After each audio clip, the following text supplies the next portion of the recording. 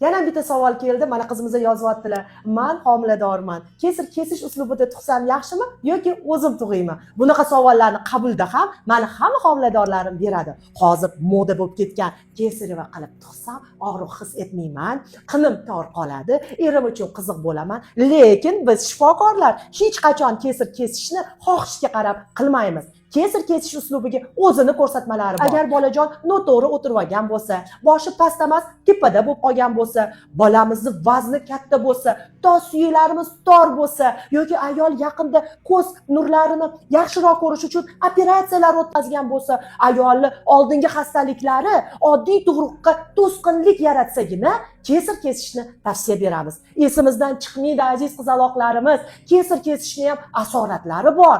Axir kesir kesishdan oldin narkoz beriladi. Bu narkoz moddalar bolajonga ham o'tadi. Bilinglarki, har bitta muolajani o'zini ko'rsatmalari bor. O'zi tug'ib, onalik baxtini his etishga nimalar yetmasin.